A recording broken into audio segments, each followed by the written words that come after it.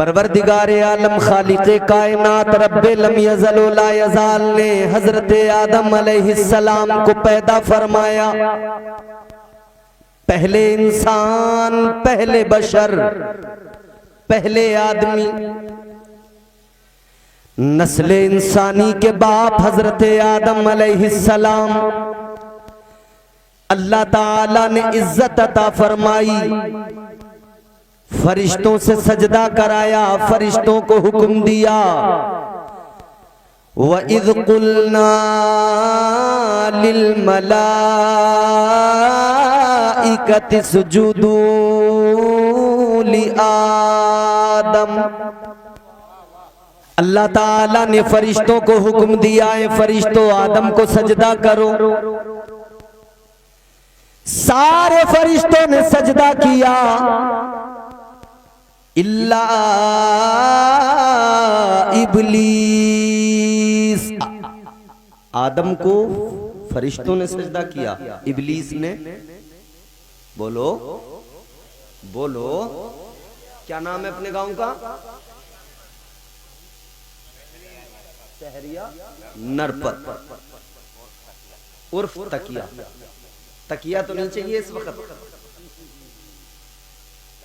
नहीं, मैं थोड़ा सा कंफ्यूज हो जाता हूँ उस वक्त में जब लोग पैर फैला देते हैं तो लगता है कि अभी ने तकिए की भी जरूरत है।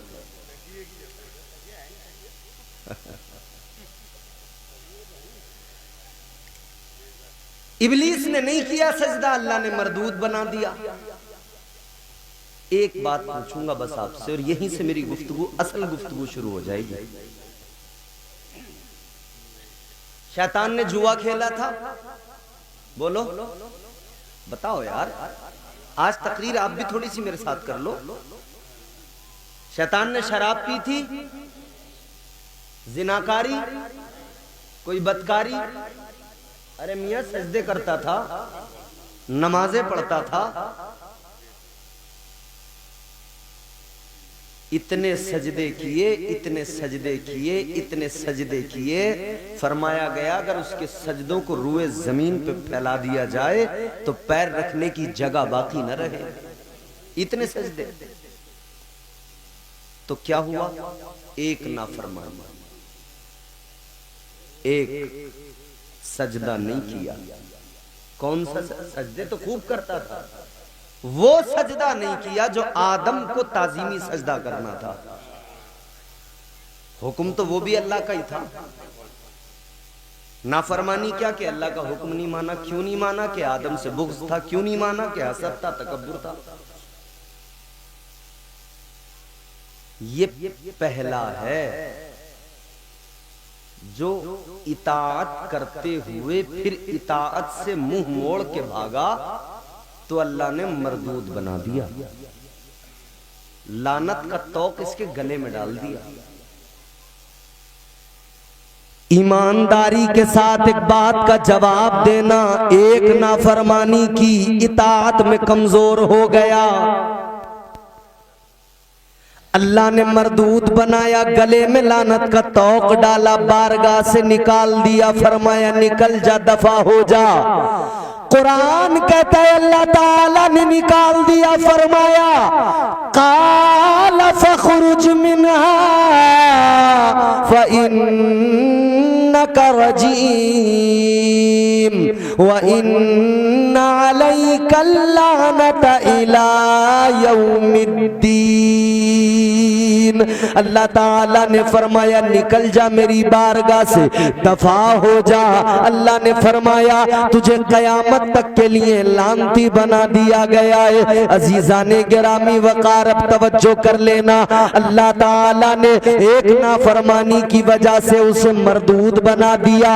ऐ नौजवानों, बुजुर्गों, अब जरा अपनी जिंदगी को देख लो, अपने आप को देख लो, क्या हम वाकई अल्लाह अल्लाह ताला के फरमा बरदार है? क्या हम अल्लाह ताला के साथ में वफा का मुजाहिरा करते हैं? क्या पैगंबर इस्लाम के साथ वफा का मुजाहिरा करते हैं? अब जरा अपनी जिंदगियों पे नजर डाल के देखना, सुबह से लेकर शाम तक हम नाफरमानियां बराबर करते हैं, सुबह से शाम तक झूठ बोलते रहते हैं, सुबह से शाम तक गीबत करते रहते हैं, सुबह से शाम तक बुराइयां करते रहते हैं। अपने मोमिन भाइयों का हसद हमारे सीनों के अंदर है, कीना हमारे सीनों के अंदर है, गालियां हमारी जबानों पर है, गंदे वाहियात जुमले हमारी जबानों पर है। फिर हम हाथ उठा के दुआ करते हैं और रो रो के जमाने के सामने कहते हैं हमारा कोई पुरसाने हाल नहीं। फिर हम कहते हैं हमारी तो दुआएं भी कबूल नहीं हो रही। ऐ नादानो,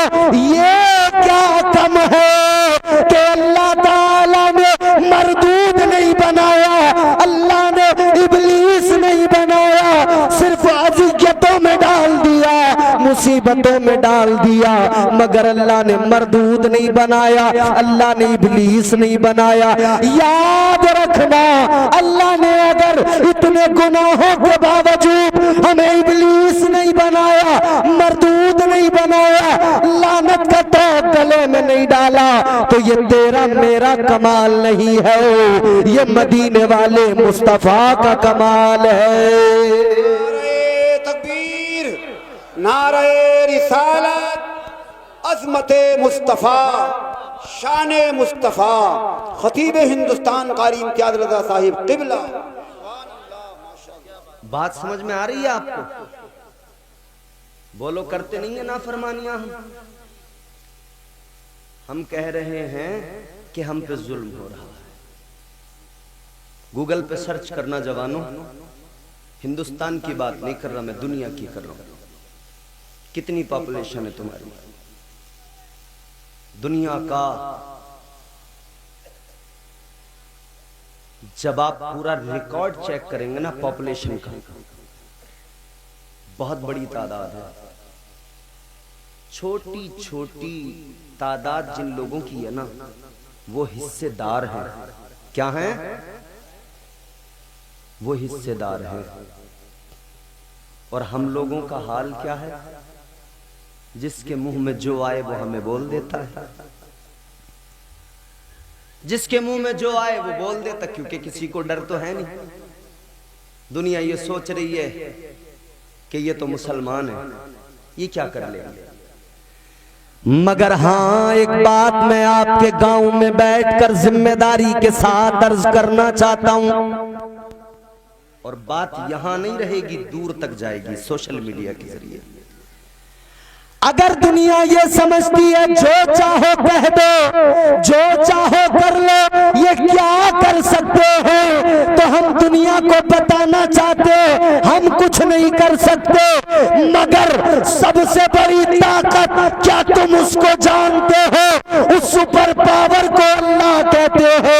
जिस दिन मेरे रब को जलाल आ गया, फिर देखना दुनिया देखेगी ये मुसलमान को सताने वाले दुनिया के सामने रोते नजर आएंगे।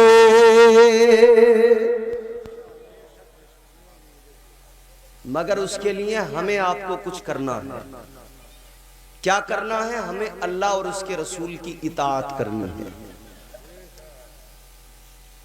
भाई मैं ये सुनिए, अभी हम आ रहे थे, ए बाबू भैया हेलो प्लीज कीप क्वाइट, मेरी तरफ देखो, डिस्टर्ब नहीं, खामोश बैठो, बहुत तवज्जो से मेरी बातें सुनना। अभी हम आ रहे थे, हमारी गाड़ी के आगे आगे एक गाड़ी चल रही थी। उस गाड़ी पर एक पट्टी पीछे लगी हुई थी, उस पर लिखा हुआ था, बहुत कुछ लिखा हुआ था। वो सब किस लिए था? वो एक मुसलमान की गाड़ी थी, नाम उसका लिखा हुआ था। उसके अलावा और भी बहुत कुछ लिखा हुआ था। आप सब समझदार हैं, समझ जाएंगे मेरी बात। वो किस लिए था जानते हो?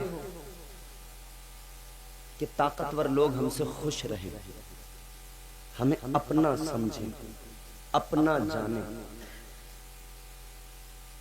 क्या बात है, कहां गई अक्ल, दुनिया के ताकतवरों के साथ अपने आप को जोड़कर अपनी गाड़ियों पर लिखकर इस बात का मुजाहिरा किया जा रहा है कि ये हमसे खुश हो जाएं। क्या कभी सोचा सबसे बड़ी ताकत मेरा अल्लाह है, हमारा रब हमसे खुश हो जाए?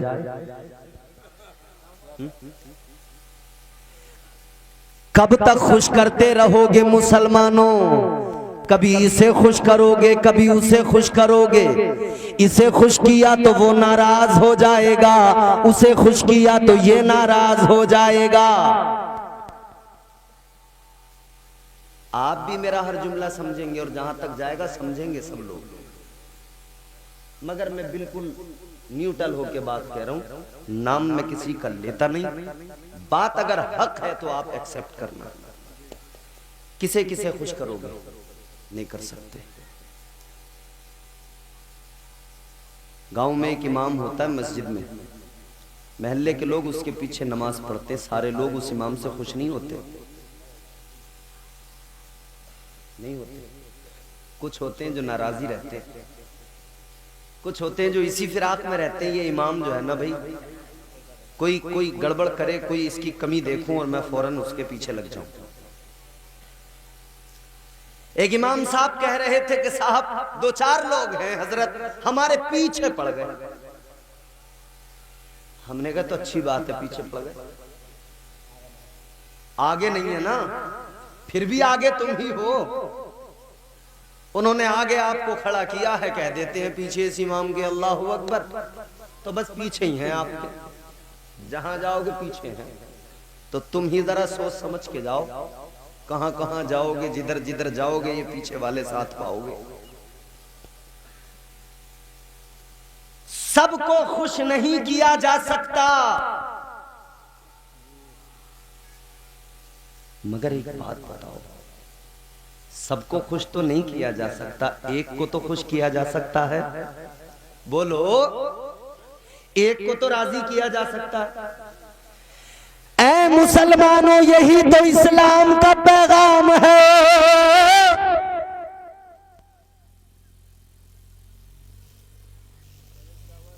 ये माइक लाइट भी सबको थोड़ी खुश कर सके।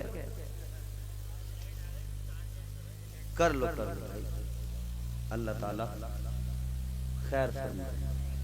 मगर एक बात मुझे अच्छी लगी, आप सुन अच्छा रहे। मैं एक बात जानता हूं, अल्हम्दुलिल्लाह मैं पूरे मुल्क में तहदीस नेमत के तौर पर अर्ज कर रहा हूँ, पूरे मुल्क में तकरीरें कर रहा हूँ। अच्छे अच्छे सामईन मुझे जहां भी मिलते हैं मेरा दिल खुश होता है। शोर करने वाले मुझे बहुत सारी जगहों पे लोग मिलते हैं, बस उन्हें समझ में कुछ नहीं आता, वो हल्ला मचा के चले जाते हैं। कई जगह पर बस हंसने हंसाने वाले मिलते हैं, वो चाहते हैं कि मौलाना जो तकरीर करें हमें थोड़ी देर हंसाएं, एंटरटेन करें और चले जाते हैं। लेकिन कुछ लोग मिलते हैं जो कुरान और हदीस की बातें सुनना चाहते हैं, कुछ लोग मिलते हैं जो अल्लाह रसूल की बातें सुनना चाहते हैं। फिर जब वो मिलते हैं ना तो दिल चाहता है कि कलेजा निकाल के रख दिया जाए। सबको खुश नहीं किया जा सकता, एक को खुश किया जा सकता। इस मिंबर पे जितने उलमा हैं मैं सबको खुश नहीं कर सकता। हाँ, एक की खुश करने की बात हो तो मैं किसी एक का नाम लेके उसकी जरा सी अच्छे से तारीफ कर दूं, वो खुश हो जाएंगे। एक को खुश किया जा सकता है, एक को राजी किया जा सकता है, बस ये गांठ बांध दो। ऐ मुसलमानों, जमाने को खुश करने के चक्कर में ना लगो। जमाने को खुश करने के चक्कर में लगोगे, एक को खुश करोगे दूसरा नाराज होगा, दूसरे को खुश करोगे तीसरा नाराज होगा। बस एक को राजी कर लो, एक को खुश कर लो, परवरदिगार को खुश कर लो, अल्लाह को राजी कर लो। याद रखना, अगर अल्लाह राजी हो जाए तो जमाना नाराज हो जाए, फर्क कोई नहीं पड़ता है। और अल्लाह अगर नाराज है तो जमाना भी राजी हो जाए, तब भी दुनिया भी बर्बाद है, आखिरत भी बर्बाद है। रब को खुश करो। अब अल्लाह को अगर खुश करने आप निकलेंगे तो तरीका क्या होगा? अल्लाह को जब खुश करना चाहेंगे, उसको राजी करना चाहेंगे, तो तरीका अल्लाह फरमाते हैं मुझे खुश करने वालों पहले मेरे महबूब को राजी करो, पहले मेरे महबूब को राजी करो, वो राजी तो मैं राजी। ताजदार अहले सुन्नत सरकार आला हजरत शाह इमाम अहमद रजा खान फाजिल बरेलवी अलैहि रहमत और रिजवान ने फरमाया, खुदा की रजा चाहते हैं तो आलम, खुदा की रजा चाहते हैं तो आलम, खुदा चाहता है रज़ाए मोहम्मद सल्लल्लाहु ताला अलैहि वसल्लम। तो याद रखो अल्लाह राजी तब होगा जब महबूब खुदा राजी होंगे, और सरकार को राजी करना हो तो सरकार की गुलामी करना पड़ेगा, आका से मोहब्बत करना होगा। मुस्तफा की मोहब्बत है नहीं ईमान है, हासिले कलाम ये है मुस्तफा को राजी कर लो, अल्लाह भी राजी हो जाएगा। रब के महबूब को राजी कर लो, सारी कायनात तुमसे राजी हो जाएगी। अल्लाह अकबर कबीरा। आज जो आफतें हैं, आज जो परेशानियां हैं, आज जो सितम के पहाड़ टूट रहे हैं, आज जो दुश्वारियां हैं, वजह सिर्फ एक है, हमने नारे तो बहुत लगा लिए, हमने अपने जज्बात का मुजाहिरा उछल उछल के तो किया, लेकिन कभी सजदे में सर झुका के नहीं किया। हमने अपने जज्बात का मुजाहिरा किया, हमने हाथों में झंडे पकड़ के कूदे तो बहुत, हम जुलूस निकाल के उछले तो बहुत, लेकिन याद रखना अल्लाह ताला उछल कूद से राजी नहीं होता, महबूबे खुदा उछल कूद से राजी नहीं होते, बल्कि रब की और रब के महबूब की रजा शरीयत पे अमल करने में है, मुस्तफा के दीन को अपनाने में है। ऐ मुसलमानों, दीन के साथ मुखलिस हो जाओ, इस्लाम के साथ मुखलिस हो जाओ, दीन के वफादार हो जाओ। याद रखना आज हम कहते हैं दुनिया हमारे साथ वफा नहीं कर रही है, इतना जान लो तुम अल्लाह और उसके रसूल के वफादार हो जाओ, ये सारी दुनिया तुम्हारी ताबेदार हो जाएगी।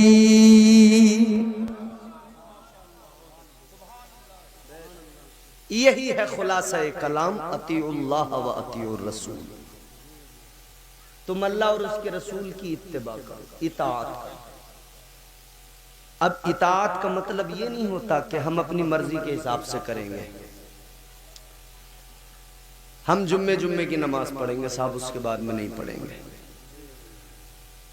और जुम्मे में भी हम 2 रकात पढ़ के घर को आ जाएंगे, उससे ज्यादा नहीं।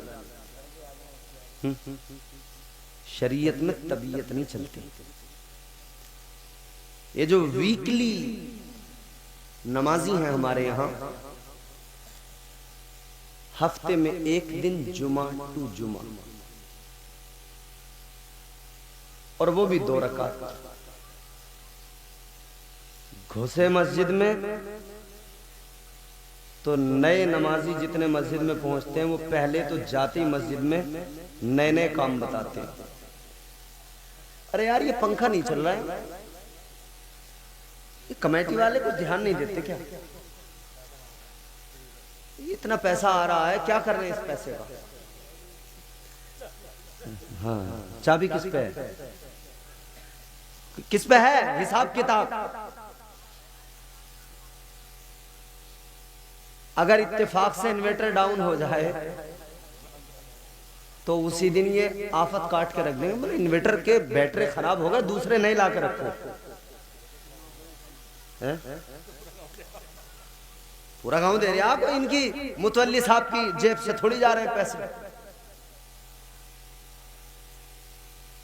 ये वीकली नमाजी बहुत तंग करते हैं, और वो रोज वाले जो नमाजी होते हैं ना, डेली वाले, वो भी इनसे घबराते हैं। या अगर पंखे के नीचे खड़ा हो गया तो फिर मजाल है इसके आसपास कोई जल्दी से मिल के खड़ा हो जाए, करीब में एक बालिश जगह बना के गैप बना के खड़ा होगा, क्योंकि पता है वीकली है, हफ्ते वाला, पूरी बाहों फुला के खड़ा होगा ये।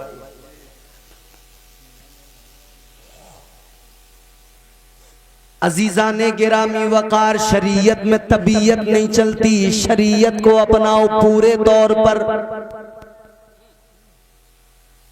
शरीयत में तबीयत को शामिल करने वाले बड़े आए चले गए, शरीयत में तबीयत को शामिल करने वालों को अल्लाह ने जलील कर दिया। एक यजीद आया था,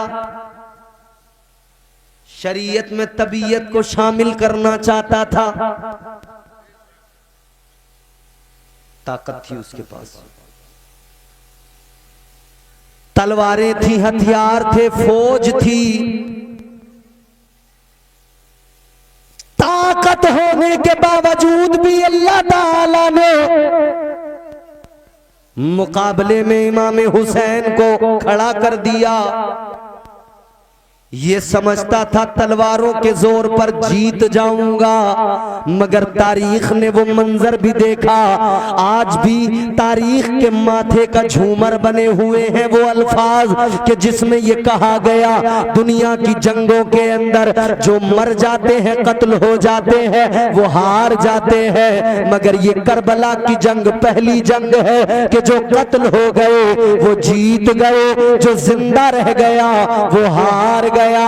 पता लगा जीत उसका मुकद्दर बनती है जो अल्लाह ताला की हुदूद का मुहाफिज बन जाता है, जो शरीयत में तबीयत को शामिल नहीं करता है। अजीजा ने गिरामी वकार, याद रखना शरीयत को पूरे तौर पे अपनाना जरूरी है। ये मुस्तफा जाने रहमत का लाया हुआ दीन है, ये ऐसा कोई दीन नहीं है जिसमें अपनी तबीयतों से काम चल जाए, ये ऐसा कोई मजहब नहीं है जिसमें किताबों को बदल दिया जाए, ये ऐसा कोई मजहब नहीं है जिसके अंदर जो जी चाहे वो कर दिया जाए। अजीजा ने गिरामी वकार, दुनिया अपनी मर्जी के हिसाब से अपने मजाहिब में तरमीम कर देती है, मगर ये अल्लाह का अता करदा दीन है।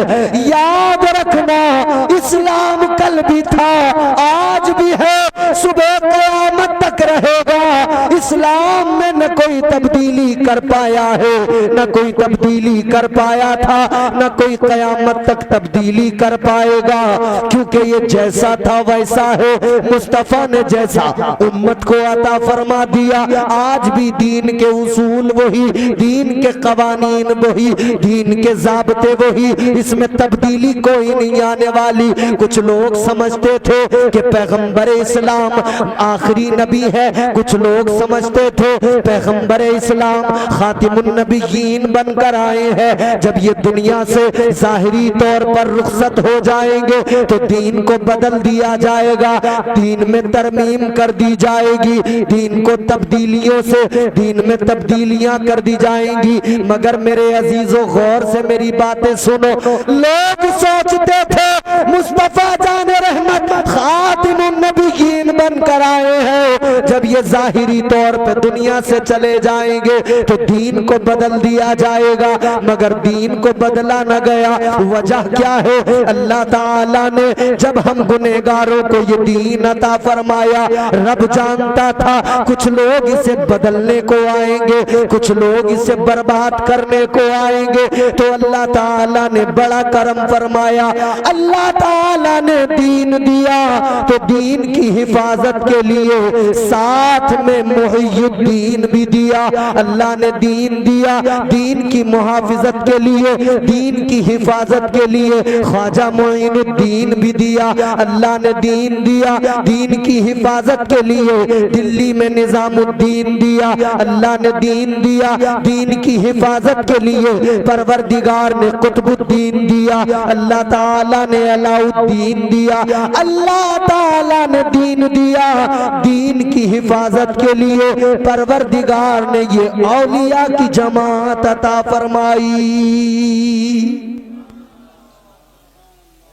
दीन में कोई बदलाव, कोई तब्दीली नहीं हो सकती। दीन अपनी जगह है, निजाम मुस्तफा अपनी जगह है, बिल्कुल वैसा ही जैसा मुस्तफा ने अता फरमाया था। बड़े बदलने वाले आए, उनकी नस्लों के नामों निशान बदल गए, दीन को नहीं बदल पाए।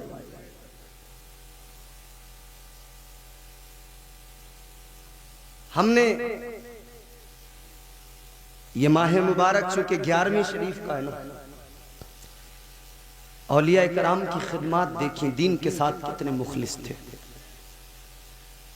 आज हम लोगों ने उनकी तालीमात को नजरअंदाज कर दिया, उनकी तालीमात को हमने भुला दिया, मगर वो दीन के साथ मुखलिस थे। हर हाल में उन्होंने दीन की खिदमत की। हमारा हाल यह कि हमारे पास 4 पैसे आ जाएं तो हम मगरूर हो जाते हैं। हमारा हाल ये कि हम गांव में अगर अच्छा मकान बना लें तो हम मगरूर हो जाते हैं।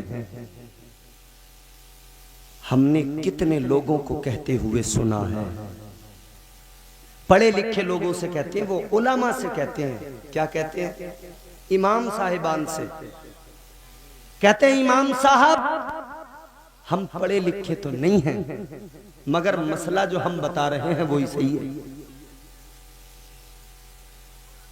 अजीब बात यह है कि जब आप पढ़े लिखे नहीं तो आपका बताया हुआ मसला सही कैसे हो गया। कुछ लोग तो हमसे मसला पूछ के फिर उसमें अपनी राय शामिल करते हैं कि नहीं मौलाना ऐसे नहीं, अगर ऐसे हो तो खुद ही मुफ्ती बनने लगता है। और जब से ये मोबाइल चला ना, इसने और मुफ्ती पैदा कर दिया। कई खामा खा के मुफ्ती पैदा हो गए। उन्होंने मोबाइल पे निकाला, यूट्यूब पे सुना और फिर निकल गए कि अब मैं किसी को अपनी मुफ्तियत दिखाऊं। हमने एक शख्स को देखा कि वो कुरान पाक तर्जुमे वाला ले आया, तर्जुमे वाला कुरान पढ़ने लगा घर पे लाकर। कुछ पारे उसने तर्जुमे के साथ जैसे पढ़े तो उसके दिमाग में बात आई कि भाई मैं बोले अल्लाह का कलाम है, कुरान है। अब जब मैं कुरान तर्जुमे के साथ पढ़ रहा हूं तो इस मोहल्ले में कौन है मुझसे बड़ा जानकार। पहले तो उसने मोहल्ले के लोगों को नजर से गिरा के देखना शुरू किया। कुछ पारे और पढ़ लिए ना हजरत इमाम साहब, फिर कहने लगा इन इमाम साहब के पीछे मेरी नमाज नहीं होगी। बोले क्यों? बोले ना ये इतने पढ़े हुए ना जितना मैं हूं। बोले कम पढ़े लिखे। अरे बोले ये हाफिज कुरान है, कारी कुरान है, इन्होंने मदरसे में हैं हाफिज कुरान, मगर तर्जुमे वाला कुरान तो मैंने पढ़ा है। इस जाहिल से कोई पूछे कि तू हिंदी में तर्जुमे वाला कुरान लाया, तूने 2-4 पारों का तर्जुमा पढ़ लिया, तुझे अभी यही समझ में नहीं आया होगा कि जो आयत के नीचे तर्जुमा होता है उसकी मुराद क्या है, वो जो तर्जुमा है वो किस किस्म का तर्जुमा है। कई आयत में जो तर्जुमा होता है वही जो तर्जुमे की वो आयत की मुराद भी वही होती है। कई में जो है जो मुराद अलग है, मानी अलग है। जुम्मा 8 दिन हुए तर्जुमा के कुरान पढ़ते हुए कह रहा है अब मुझे किसी मौलाना की जरूरत ही नहीं, इनके पीछे में नमाज ही नहीं होगी। किसी ने यूट्यूब पे 2-4 मसले सीख लिए, आके इमाम साहब से मसला पूछा। अब बेचारा इमाम कोई कंप्यूटर तो है नहीं, आजकल तो एआई का जमाना है। चैट जीपीटी पे जाके अपनी परेशानी बताओ, चैट जीपीटी उधर से 1 मिनट के अंदर आपका जवाब दे देगा। आप कोई भी सवाल करो। ये अलग बात है कि उस पर अभी कोई मुकम्मल तहकीक नहीं है कि उसके दिए हुए जवाब दुरुस्त भी होते हैं या नहीं। कुछ गड़बड़ भी पाई गई बहुत सारी चीजों में। इसीलिए याद रखना, एआई का ज्यादा भरोसा मत करना। मसले मोबाइल से एआई से नहीं सीखे जाते, मसले कुरान और हदीस से सीखे जाते हैं। और जो मसले सिखाते हैं उन्हीं को आलिम दीन कहा जाता है। अगर मोबाइल ही आलिम बना दिया करता तो मदरसों की जरूरत नहीं थी। अगर लोग मोबाइल देखकर ही आलिम बन जाते तो क्या जरूरत थी मदरसों की? बस एक मोबाइल की जरूरत थी। फिर तो एक मोबाइल आलिम बना देता। याद रखना, ये टेक्नोलॉजी चाहे जितने उरूज पे पहुंच जाए, मगर इल्म वालों की हर दौर में कद्र थी, कद्र रहेगी। इल्म वाले, क्योंकि अल्लाह के कुरान ने कह दिया कि आलिम और जाहिल बराबर नहीं हो सकते हैं। इन्होंने खाक छानी है, इन्होंने मदरसों में बैठकर टाट पर गुजारा किया है, इन्होंने मदरसे की दाल रोटी खाकर अपना वक्त गुजार कर फिर वहां अपने उस्ताजों की जूतियां सीधी करके इल्म हासिल किया है। तब अल्लाह ताला ने इन्हें आलिम बनाया है। नारे तकबीर, नारे रिसालत, उलमाए अहले सुन्नत, खतीब हिंदुस्तान मुफ्ती जलीस अहमद साहिर क़िबला, नारे तकबीर, नारे रिसालत।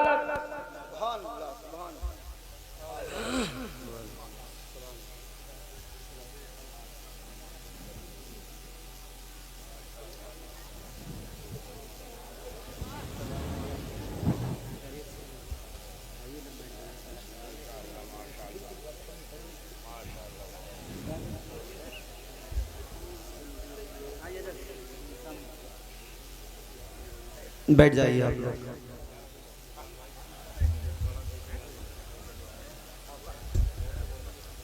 जल्दी बैठो। आप देख रहे हैं खतीब हिंदुस्तान, हमदर्द कौम व मिल्लत हजरत अल्लामा मुफ्ती जलीस अहमद साहब क़िबला तशरीफ़ फरमा हो चुके हैं। मेरे बाद में इंशाअल्लाह आप हजरात बहुत ही नायाब खिताब हजरत का समात करेंगे। चंद बातें हैं वो आपसे करके और अपनी गुफ्तगू को ख़त्म करूँगा। वक्त मेरा तकरीबन मुकम्मल हो चुका है। 5-7 मिनट 10 मिनट की जहमतें हैं, बैठें और इत्मीनान के साथ मेरी बात मुकम्मल होने दें। मोहब्बत से कह दें सुभान अल्लाह। तो बात समझ में आई आपको? आलिम बनने के लिए उलमा की बारगाह में आना पड़ेगा। ये नहीं कि यूट्यूब पे 4 मसले सुन लिए किसी के, बन गए आलिम। अच्छा, फिर एक बात और बताऊं, ये जो हमारे यहाँ नौजवान खास तौर पे कोई मसला हुआ, इन्होंने फटाक से मोबाइल निकाला, उस पर सर्च कर लिया। आप जानते हो, अगर आप गूगल पे भी सर्च करते हो ना, तो आप पहचान नहीं पाओगे वेबसाइट किसकी है। किसी सल्फी की है, गैर मुक़ल्लिद की है, देवबंदी वहाबी की है, अहले हदीस की है। ये मसला किसने लिख के डाला है आप नहीं शनाख्त कर सकते। आपने देखा यूट्यूब पर कोई इंजीनियर आके मसले बताने लगा, कोई प्लम्बर आके मसले बताने लगा, जिसे आता जाता कुछ नहीं वो आके यूट्यूब पे मसले बताने लगा। तो इसका मतलब कि आप उनसे जो सुन लेंगे वो दुरुस्त है, हरगिज नहीं। आप पहचान भी नहीं पाएंगे। इस तरह से आपको धोखा दिया जा रहा है। आप समझ भी नहीं पाएंगे। इस तरह से आपको दीन के मामले में कमजोर किया जा रहा है। तो याद रखना, जब भी मसाइल जानने हो अपने उलमा के पास जाना जरूरी होता है। अपनी मस्जिद के इमाम के पास जाया करो, मस्जिद के इमाम से मसला मालूम किया करो। अगर मस्जिद का इमाम कहे अभी मेरे जहन में नहीं है, देख के बताऊंगा, तो इंतजार करना, क्योंकि ये कंप्यूटर नहीं है, ये चैट जीपीटी नहीं है कि इसने जो पढ़ लिया वो छप गया दिमाग में। निकल भी जाती है कुछ चीजें भूल भी जाता है बंदा, उसको रिपीट करने की जरूरत होती है। आप इसको वक्त दें, ये किताब उठाकर फिर वो मसला पढ़ेंगे, फिर उसका हल आपको बताएंगे। अगर फिर भी ये उलझ गए तो अपने बड़े उलमा से राब्ता करेंगे, अपने बड़े आलिमों से राब्ता करेंगे, मुफ्ती जलीस जैसे उलमा से राब्ता करके फिर आपको मसले का हल बताएंगे। ये मसला जब आप तक पहुंचेगा, इस मसले का हल जब आप तक पहुंचेगा, तो फिर इत्मीनान कर लेना, अब हमें दुरुस्त तौर पर मसले का हल मिल गया है। इससे पहले किसी के बताए मसले पर इत्मीनान न कर लेना, उसी पर अमल पैरा न हो जाना, क्योंकि आज याद रख रखना। वो जो कहा गया ना, आज जाहिल भी है आलिम का लिबादा ओढ़े, ऐसे मुल्लाओं से ईमान बचाए रखना।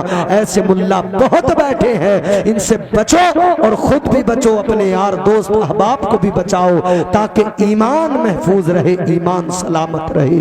ईमान बड़ी दौलत है, अल्लाह की अता करदा नेमत है। अपने ईमान की हिफाजत करो, अपने दीन की हिफाजत करो, अल्लाह और उसके रसूल की इत्तिबा करो। याद रखना, इत्तिबा बड़ी चीज है, इताअत बड़ी चीज है, और इताअत में कुछ बातों को मानना, कुछ को छोड़ देना, ये बेवकूफी है।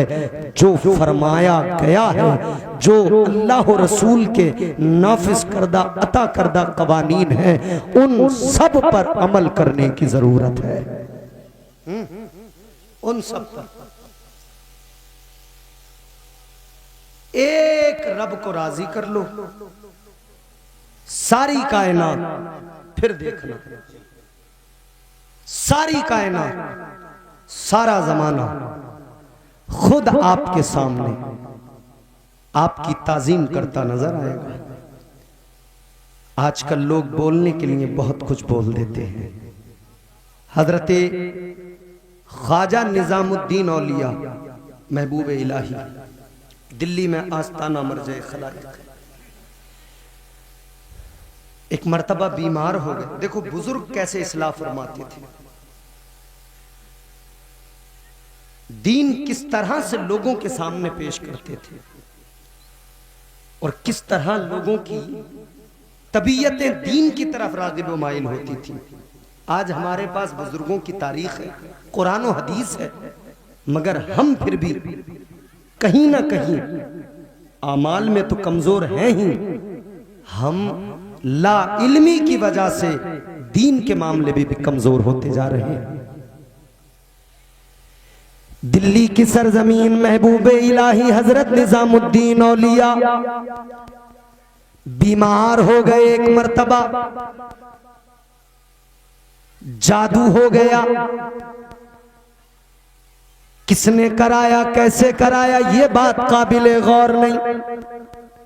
काबिले गौर बात ये है, जादू हो गया, बीमार हो गए, और जादू इतना खतरनाक कि आप पर दौरा पड़ जाता, बेहोश हो जाते। ऐसा जादू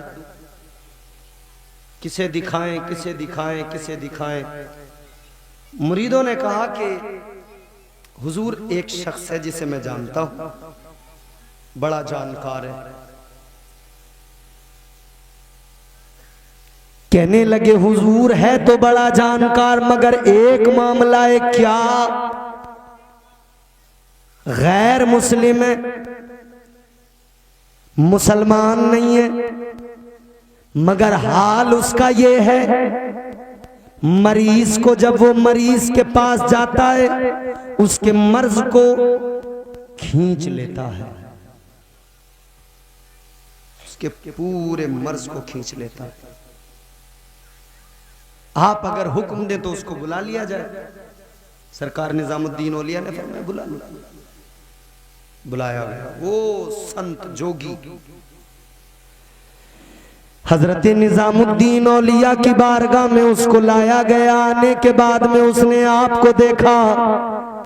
सरकार निजामुद्दीन औलिया ने फरमाया देख जरा मामला क्या है। उसने गौर व खौस किया।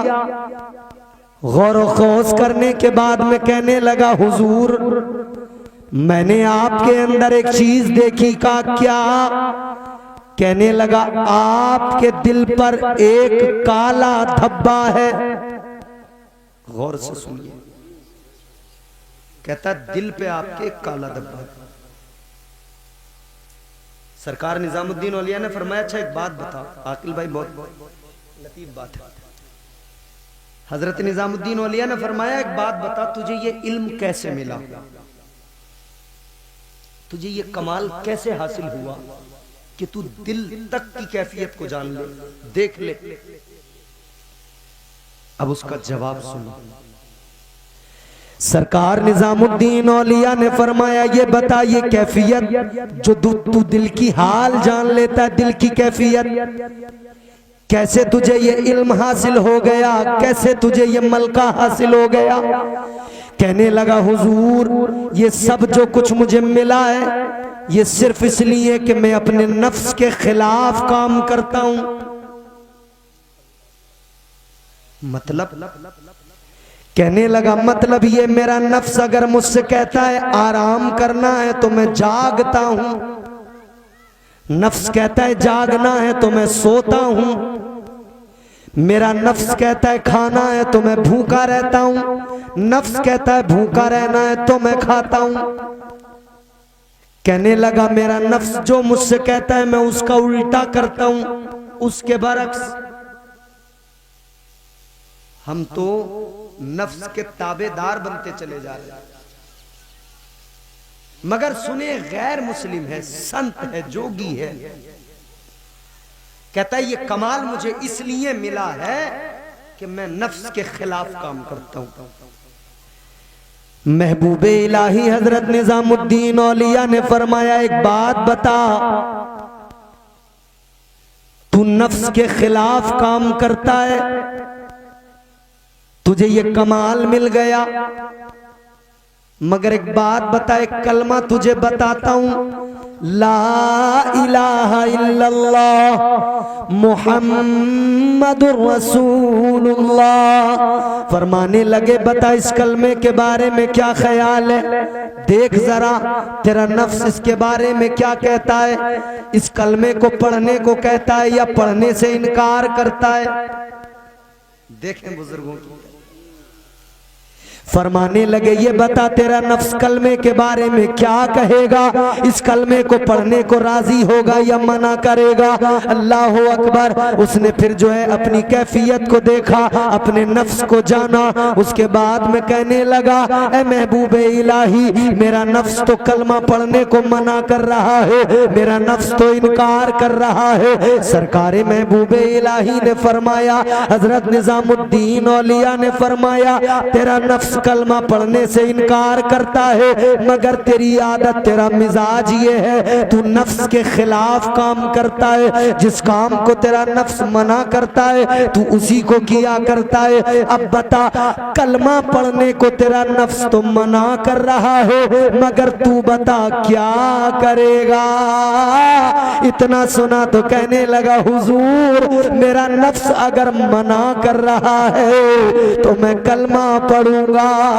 इसने कलमा पढ़ा ला इलाहा इल्लल्लाह मुहम्मदुर रसूलुल्लाह। कलमा जब पढ़ लिया तो सरकार निजामुद्दीन औलिया ने फरमाया अब जरा दोबारा देख मेरे दिल की कैफियत को, अब दोबारा देख मेरे हाल को। अब इसने दोबारा गौर व खौफ किया, दोबारा आपकी कैफियत को जानने के लिए जब इसने मुशाहिदा किया तो ये कहने लगा हुजूर अब आपके दिल से वो काला धब्बा हट गया है। अल्लाह वाले ने फरमाया सुन ले, वो काला धब्बा मेरे दिल पर नहीं था, वो तेरे दिल पर कुफ्र का काला धब्बा था। जब तूने कलमा पढ़ लिया तो वो धब्बा हट गया।